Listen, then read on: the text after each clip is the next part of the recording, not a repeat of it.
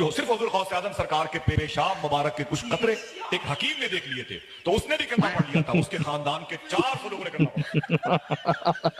پیشاب مبارک کی بات کرتا ہوں حضور غوث پاک کے۔ مطلب یہ آپ مبارک ہوتا ہے۔ پھر سے چلائیے تو شیخ ارشد صاحب، اس طرح کی چیزیں 2-3 بار چلا دیا کریں۔ کہ وہ صرف وقت ہوتا ہے بتاتے کہ وہ صرف حضور غوث اعظم سرکار کے پیشاب مبارک کے کچھ قطرے ایک حکیم نے دیکھ لیے تھے تو اس نے بھی کلمہ پڑھ لیا تھا، اس کے خاندان کے 400 لوگوں نے کلمہ پڑھا۔ پیشاب مبارک کی بات کرتا ہوں حضور غوث پاک کے۔ اچھا، یہ صرف یہ اپنے پیروں کو صرف اللہ تعالیٰ کے مقابلے میں نہیں، رسول اللہ کے مقابلے میں بھی کھڑا کرتے ہیں۔ اب پیشاب مبارک پہلی بات تو یہ لفظ ہی سن کر کے بڑا سا عجیب لگتا ہے، پیشاب مبارک کے قطرے۔ اچھا، اس سے شعبان بھائی آپ کا کیا خیال ہے، کیا دیکھ لیا ہوگا پیشاب مبارک کے قطرے میں کہ اسلام قبول کر لیا لوگوں نے؟ اب کیا پتا اس پیشاب سے وضو ہو جاتا ہو، کیونکہ جب مبارک بول دیا پیشاب مبارک تو ان کے پیشاب کرنے سے ان کا وضو نہیں ٹوٹتا رہا ہوگا، ان کا پیشاب لگ جائے تو جو ہے بجائے ایک ہی کی وضو کسی کا ٹوٹے یا نجس ہو وہ آدمی پاک ہو جائے گا، یا اس سے کوئی خوشبو نکل رہی تھی، یا اس کو زمزم سے تشبیہ دے رہا ہے یا کس بات سے تشبیہ دے رہا ہے۔ پھر رسول اللہ صلی اللہ علیہ وسلم کا بھی پیشاب مبارک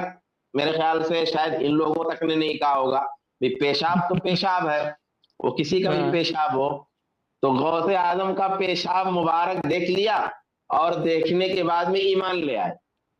تو ان کو بتانا چاہیے واقعی کہ آخر اس میں پیشاب میں دیکھا کیا ستاروں کی چمک تھی اس پیشاب کے قطرے میں، یا شبنم کی ٹھنڈک تھی، ہاں، یا آخر کیا دریاؤں کا خروش تھا،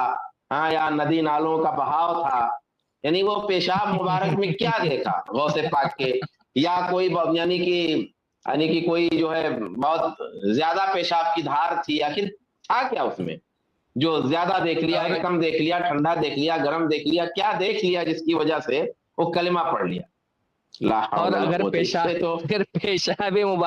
پیشاب مبارک اتنا مبارک تھا کہ اس کو دیکھ کر کے لوگ اسلام قبول کر رہے تھے، تو ایسے قطروں کو تو سنبھال کر کے رکھ لینا چاہیے تھا بھائی۔ جب